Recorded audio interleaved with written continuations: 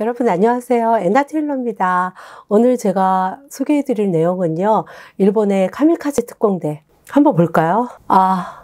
이 아름다운 국토를 지키기 위해선 내가 기꺼이 뛰어들 수밖에 없다. 그래, 오늘은 내가 죽는 날이구나. 이 또한 숙명이다. 사쿠라라고 불리우던 폭탄을 끌어안고서요. 항공기나 선박으로 뛰어듭니다. 텐노 해가 반자이를 외치면서 말이죠. 천황폐하 만세를 외치면서 이 젊은이들이요. 폭탄을 안고, 그 폭탄의 이름은 사쿠라입니다. 선박과 항공기로 뛰어들어 자살 폭탄 테러를 일으켰죠. 17세에서 24세의 젊은이들의 몸이요. 이 폭발음과 함께 산산조각이 나서 공중으로 사라집니다. 2차 세계대전 때 젊고 유능한 청년 4,000명이요. 목숨을 잃었다고 합니다. 현대의 젊은 일본인들에게요. 카미카제 특공대에 대해서 물으면 영웅이다, 미쳤다 라는 대답이 나온다고 합니다. 만약 현대에 일본이 전쟁을 하게 되면 카미카제 특공대에 편입하겠냐고 물어보면요. 일제히 대답한대요. No! 라고 말이죠. 원래는요. 신뿌라고 해서 신풍의 음독인 신뿌였는데 일본어를 좀 알고 있던 미국인들이요. 이걸 훈독을 해서 카미카제라고 읽어서 전 세계에 카미카제라고 알려지게 되었고요. 또 영화 카미카제가 나오면서 신푸보다는 카미카제로 더 널리 알려져 있습니다. 물론 이 영화 제목도요. 미국인들이 잘못해서 읽은 그 카미카제를 취하고 있죠. 카미카제는 원래요. 몽고인들이 고려인과 함께 일본을 침략했을 때부터 생겨난 말입니다. 일본은 신의 나라라고 하죠. 아마테라스 오오미카미의 그 손자인 니니키가 하늘에서 내려와서 천황이 되지 않았습니까? 신의 직계 자손들이라고 합니다. 그런데 몽고가 유럽까지 전 세계를 제패했을 때 일본을 침략해서 이길 수가 없었어요. 왜 그랬을까요? 카미카제는요, 몽고인들이 후쿠오카에 하카다만에 도착했을 때 태풍이 불어가지고요, 순식간에 그 배들이 전부 다 산산조각이 났다고 합니다. 그 일이 몇 번 있었기 때문에 일본 사람들은요, 우리는 이렇게 신이 바람을 불어내서 적군을 물리쳐준다. 우리는 신의 자손들이다. 라는 그 믿음을 정부에서 널리 퍼뜨렸다고 합니다. 카미카제는요, 말 그대로 신의 바람이란 뜻이죠. 신의 위력으로 부는 바람이니 얼마나 세겠습니까? 역사적으로 볼게요. 역사적으로는요, 1274년과 1281년 두 번에 걸친 몽고의 군선이요, 큐슈의 하카다만에서 괴멸된 것이 두 번 다 이 태풍 때문이었습니다. 그리고요, 일본인들은 이것을 보고 카미카제다, 신풍이다 라고 말을 하지요. 신의 나라 일본, 천신인 아마테라스의 직계인 천황이 지배하는 나라를 신이 바람을 보내서 지켜준 것이라는 믿음에서 생겨났습니다.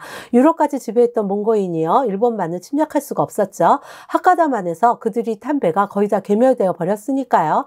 우리는요, 태풍 때문이라고 생각하지만 일본인들은 신의 도움으로 바람을 보내줘서 우리가 무사했다고 일본인들은 생각을 합니다. 원래요, 몽고인들은 유목민들이기 때문에요, 해전에 약합니다. 게다가요, 침략국인 고려인들에게 강화도에서 일본을 침략할 배를 만들게 했다고 하죠. 그러니 강화도에서요, 착취를 당하던 고려인들이 몽고인들을 위해서 얼마나 튼튼한 배를 만들었을까요? 부실한 배를 만들었겠죠. 게다가요, 몽고인들은요, 그 큰 배를 묶어갖고요, 자기네가 그 육군들이니까 육지처럼 크게 만들었대요. 그래서 더 큰 피해를 입었다고 합니다. 바보 같은 몽골 제국. 아니, 절대로 계란을 한 바구니에 다 담지 말라고 하는데 배를 갖다가 바다를 육지처럼 만들면 자기네가 이길 거라고 생각한 이 육군들에 의한 해전이 얼마나 어리석고 부실한지를 알게 해준 전쟁이었습니다. 덕분에요, 의기양양해진 일본인들은요, 신이 불어준 바람이고 일본은 역시 신의 자손들이 살고 있는 땅이라는 믿음이 더욱더 강해지게 되었죠. 그걸 이용한 것이 2차 세계대전 때 전쟁이 패해가는, 폐색이 짙어진 상황에서 이 상황을 타파해보고자 카미카제 특공대라는 자살 폭탄 테러단을 만들어내는 계기가 됩니다. 당시 대일본 제국 해군에 의해서 편성된 폭발물을 장치한 항공기를 그대로 적군의 항공기나 선박에 돌진시키는 전술인데요. 너무나 무모하죠. 인간폭탄 그 자체이고요. 지금도 이슬람 가격파들에 의해서 자주 일어나는 폭탄 테러죠. 인간은 무엇을 믿고 그 신념을 위해서 어디까지 할 수 있는 걸까요? 이 인간 폭탄 테러군인 카미카제 특공대를 창안해낸 사람은요, 이노구치 리키헤이라는 그 해군이었는데요. 최종 직급은 해군 대자였대요. 이 사람입니다. 얼핏 보면 매우 착하게 혹은 평범하게 생겼는데요. 그런 엄청난 일을 벌이고야 말았네요. 그는 1924년부터 일본이 전쟁에서 패망한 1945년까지 대일본 제국의 해군으로 복무했습니다. 그가 없었다면요, 4,000명의 젊은이들이 그렇게 허망하게 공중에서 산화되진 않았을 거예요. 안타깝습니다. 당시 엘리트 관문이었던 도쿄 대학의 수재들도요, 어김없이 그 특공대로 뽑혀갔다고 합니다. 아깝죠?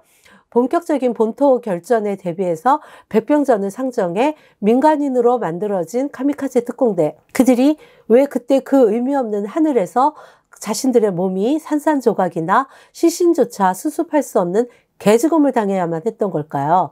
이 땅에 전쟁이 없었으면 좋겠습니다. 이 카미카제 특공대가요, 처음 만들어진 것은 패망하기 직전인 1944년 10월 27일의 일이었습니다. 일본이 그 전쟁에서 진 1945년 8월 15일까지는요, 불과 10달 정도밖에 안 됐는데요. 요 불과 10달도 안 되는 이 시기에 일본의 젊은 청년 4,000명이 폭탄 테러범으로 되어서 죽어가야 했다니 정말 안타까운 일이죠. 이들 카미카제 특공대가 공중으로 산화하면서 일궈낸 전과를 보면요, 카미카제 특공대는 두 개로 나뉘어집니다. 이들 항공특공대가 있고요. 또 하나는 항공특공대가 있고 직접 몸이 뛰어드는 특공대가 있었습니다. 이들 항공특공대는요, 접근 함대를 57척을 폭파시켰고요. 전력을 완전히 잃게 만든 배는 108척, 선박 항공기 및 선원이나 탑승원들을 심하게 손상시킨 것이 83척, 경미한 손상을 입힌 것이 206척 등 총 450여 척의 선박 및 항공기를 폭파시켰거나 심각하게 파손을 시켰다고 합니다. 카미카제 특공기가요, 목표를 향해서 냉정하면서도 철저한 준비를 해서 계획적으로 자신들의 선박을 향해서 급강하하며 폭발하는 모습은요, 미국의 군병들에게 큰 쇼크와 공포를 주었다고 합니다. 태평양 전쟁의 연합군 해병들을요, 아주 패닉 상태로 만들었대요. 이 카미카제 특공대가 샥 할강해서 자기네들에게 뛰어드는 장면이요. 이들 특공대가 연합군 배하나 항공기 한 대를 명중시키면요, 약 40명의 군사들이 목숨을 잃었다고 하죠. 보이시나요, 이 사진? 무슨 할로윈데이의 한 장면 같지만 이 사진은요, 특공대에 의해서 화상을 입은 군인들을 치료하기 위해서 병원선 소라스에서 치료를 받고 있던 미군 병사의 사진입니다. 이들 특공대의 공격으로 인한 피해의 큰 특징은요, 함대 혹은 항공기의 연료와 함께 불지옥을 연상시키는 화재와 화상 피해입니다. 특공기와 함대의 연료 때문에요, 폭발하면서 우리가 번개 치듯이요, 섬광이 치솟아 오르고요, 섬광 화상을 입는 사람들이 부지기수였다고 합니다. 저 제주도에 살 때 이 번개 때문에 화상 입은 해녀들을 봤는데요, 그 섬광 화상이라 함은 그 번개 모양처럼 이 몸을 타고 들어가서요, 내장 깊숙이까지 전부 다 태워버린다고 합니다. 겉으로 보면 멀쩡하대요, 다른 데는요. 그래서 아주 몸을 그냥 엉망진창으로 만들죠. 이 특공대 때문에요, 그 필리핀에서 공격당한 콜롬비아호에서는요, 이 성광 피해자가 100명이 넘었고요, 전신을 미이라처럼 말고서 빨대를 이용해서 주스만 마시고요, 링게 주사로 영양을 공급받다가 죽어가곤 했다고 합니다. 오죽하면 이 카미카제 특공대 때문에요, 인명피해가 너무 커지자 골머리를 앓던 미국군은요, 대공전투에 필요한 최소한의 인원만 탑승할 것,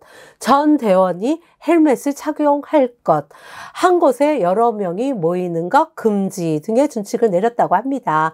그리고 이 카미카제 특공대에 대한 미국의 분석을 보면요, 자살 특공대가 개시된 이유는 냉정하고 합리적인 군사적인 결정이었다고 분석했다고 합니다. 그 적군의 전략을 미국군이 냉정하게 인정을 한 셈이에요. 굉장히 효과적인 전술이었다고 합니다. 또 이런 분석도 내놓았죠. 미국 전략폭격조사단의 공식 보고를 한번 볼까요? 일본군 파일럿이 아직 지니고 있는 유일한 장점은 특공 파일럿의 확실한 죽음을 기쁜 마음으로 지켜보는 결의 그거 하나밖에 없다라는 거죠. 지금 무슨 말이냐면 일본의 그 파일럿 항공 조종사들이 가지고 있는 단 하나의 미덕은 이 자살 그 비행기에서 폭탄을 끌어안고 뛰어내리잖아요. 적군을 향해서 그들이 죽을 것이 100% 확실한데 그걸 기쁜 마음으로 바라보는 그 하나의 미덕밖에 없었다고 하는 거죠. 영국의 군사평론가 파리 피트는요. 일본군의 카미카제 특공대가 얼마나 효과적이었냐는 그 결과가 보여준다. 오키나와 전쟁 중 1900척의 특공대의 공격은 실제로 14.7%가 유효했다. 이것은 역사상의 모든 전투를 살펴볼 때 가장 놀라울 정도의 명중률이었다라고 분석을 했다고 합니다. 미국에서는요, 특공대 통상의 항공기에 의한 공격에 비해서 뛰어난 점을 일러스트를 그려서 그 밑에 설명을 해 놓기까지 했대요. 그러니까 일반 항공기가 공격을 할 때는 이런데 카미카제 특공대가 공격을 했을 때는 이런 효과가 있다라고 일러스트를 그려서 설명을 해 놓았다고 하죠. 그러니 미국의 무협 빌딩이 자살 폭탄 테러단에 의해서 그 공격을 당해서 무너졌을 때 많은 미국인들이 카미카제 특공대를 연상했다는 것도 이해가 가지요. 영화로도 많이 알려져 있었고요. 이 카미카제 특공대가요. 전쟁이 끝나고 몇십 년이 흐른 1999년 미국은요. 이 카미카제 특공대가 소수의 인원으로 얼마나 많은 미국 측에 피해를 만들어냈는지 역사상 그 어느 전략보다도 효과적인 전술이었는지를 분석해서 발표한 바가 있습니다. 끝으로요. 이제 곧 자신의 몸이 폭탄 조각과 함께 공중 분해하게 될 것을 안 일본의 어린 소년들이 가족에게 보낸 편지 몇 구절을 소개하면서 카미카제 특공대 이야기를 마무리하고자 합니다. 저는 명예롭게 죽어갑니다. 어머니 아버지 저를 위해서 울지 마세요. 저는 자랑스러운 대일본을 위해서 기꺼이 적들을 쳐부술 것입니다. 나머지 형제와 함께 제모까지 행복하십시오. 혹은 한 청년이 아내에게 보낸 편지를 볼까요? 저를 만나서 짧은 시간 동안 지내주셔서 감사합니다. 저는 이제 우리 일본 제국을 위해서 곧 산화될 것입니다. 당신과 당신 가족들에게는 매우 미안한 마음을 가지고 있습니다. 당신이 나를 잊고서 새로운 사람을 만나 행복하게 사실 것을 진심으로 바라고 있습니다. 이런 편지들을 남기고 공중분해된 그 청년과 소년들이 그 사쿠라를 끌어안고 적군의 항공기와 비행기를 향해서 뛰어들던 그 장면을 지금 시대에 지금의 사고방식으로 바라볼 때도 과연 저런 말과 신념으로 폭탄과 함께 뛰어들 수 있었을지 의문이네요. 이 카미카제 특공대에는요, 중국이나 조선의 젊은 청년들도 많이 징용을 당해서 가 있었습니다. 당시에는요, 내선일체라고 해서, 내선일체라 함은 일본의 내국과 조선은 한일 합병으로 인해서 하나의 나라다. 그러니까 조선인이 아니죠. 그때는 일본인이었습니다. 우리는 조선인이라고 했지만 그들은 우리를 일본인이라고 했죠. 그래서 당연히 우리 조선에서도 수없이 많은 징용병들이 끌려가서 카미카제 특공대로 공중에서 산화가 되었고요. 중국에서도 수없이 많은 사람들이 징용을 당해가서 공중분해, 공중산화를 했습니다. 그들의 일본 사람들은요, 천황폐하를 위해서, 아름다운 일본 조국을 위해서라는 대의명분이 있었지만, 과연 우리 식민지국이었던 조선에서 징집을 당해간, 그것도 와세다나 도쿄대학을 다니던 엘리트 청년들이 공중에서 허망하게 산화되어 카미카제 특공대로 공중에서 온몸이 산산조각이나 시신조차 수습할 수 없었던 그 수없이 많은 청년들의 목숨, 지금 생각해보면 너무 안타깝고 가슴 아픈 일입니다. 우리 다시는 식민지가 되는 일이 없어야 되겠습니다. 그러기 위해선 우리가 더욱더 부강하고 강한 나라를 만들어 가야 되겠습니다. 이거는 제 느낌이었고요. 지금까지 카미카제 특공대에 대해서 소개를 해드렸습니다. 여러분, 저희 나테일러는요, 다음에 더 좋은 내용과 알찬 내용과 재미있는 내용으로 여러분을 다시 만나 뵙고자 합니다. 감사합니다. 이거 자료 찾아보실 때 예전에 우리나라에서 한참 이슈가 됐던 게 카미카제 애들이 사진 찍잖아요. 공격하러 가기 전에? 자살 테러 하기 전에? 그 사진 보셨어요? 웃으면서 네. 왜 그러냐면요. 우리가 이렇게 전쟁이나 뭘 할 때, 우리 베트남 갈 때도 베트남 전쟁이 있었잖아요. 그때 우리 월남으로 막 파병 가는 사람들이 많았단 말이에요. 근데 우리 한국 사람들, 그때가 1970년대인데, 우리 한국 사람들은요, 돈을 벌러 월남으로 파병이 돼서 군인으로 갔었기 때문에 그렇게 웃고 뭐 이러면서 찍은 사진이 없어요. 그런데 중국은요, 그 월남이, 그러니까 베트남이 공산당하고 민주주의하고 대치돼 있던 상황이었잖아요. 근데 이렇게 세뇌를 당했다고 해요. 우리는 영웅.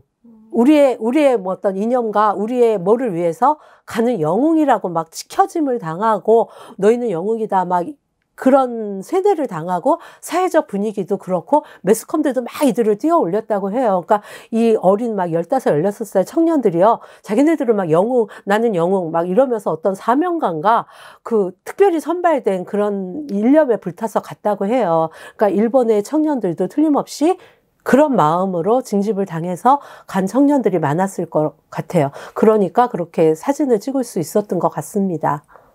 그런데요, 물론 이 매스컴에 의해서 너희들은 영웅이다. 일본을 위해서 기꺼이 너희들이 희생되는 거다. 너희들은 자랑스럽다. 우리 막 삼국시대 때도 전쟁 가면 막 그러잖아. 우린 자랑스럽게 죽는 거잖아. 임전무태 사상이잖아. 그런 것처럼요. 이들을 세뇌시켜요. 그런데 일본의 한 여관에서 이들이 이제 내일 사쿠라를 끌어안고 폭탄 테러를 하기 전에 이들은요, 여러 장의 사진을 찍는데 그 여관에 전부 보관이 되어 있다고 해요. 그러니까 대외 홍보용으로는 뭐 승리를 위해서 카미카제 텐노 헤이카 반자이 이러면서 사진을 찍었지만 그 자신이 죽어야 되는데 왜 두려움이 없겠습니까? 그러니까 막 슬프고 공포에 찬 사진, 또 가족에게 보내는 사진, 여러 버전의 사진이 있었다고 해요. 그러니까 그들이 꼭 반드시 이렇게 영웅심에 들떠서만이 아니라 개인적인 인간적인 고뇌와 두려움과 공포는 우리와 똑같이 갖고 있었다고 생각이 됩니다.